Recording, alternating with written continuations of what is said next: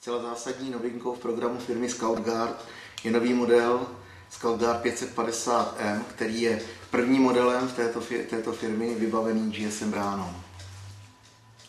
Jak vidíte, nová fotopast Scoutguard 550M má zcela nekonvenční design, kdy osvětlovací jednotka se přestěhovala do spodní části fotopasti a kromě mohutné baterie LED diod zajišťující skutečně daleký dosvit a kontrolek je zde i laserový zaměřovač, který usnadňuje nastavení fotopasti na cíl, a vedle objektivu potom se nově skrývá malý mikrofon, takže při natáčení videa můžete zaznamenávat dokonce i zvuk.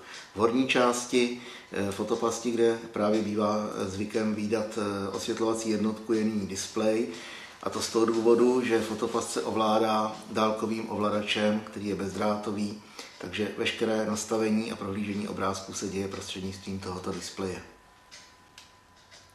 Na horní straně fotopasti vidíte kromě antény krytku pro externí napájení. Na bocích potom jsou zářezy pro protažení pro popruhu, případně je tady potom zářez bajonetový pro příslušenství, jako například solární panel. Na zadní straně fotopasti je potom polohovací zařízení, které ve spodní části má dokonce průvlak pro lanový zámek. Na spodní části fotopasti jsou otevírací dvířka, která jsou vodotěsná, otevírají se po odištění této spony. Uvnitř potom máme SD kartu, SIM kartu, konektory a netradičně řešený zásobník na baterie, který je takhle vyjímací.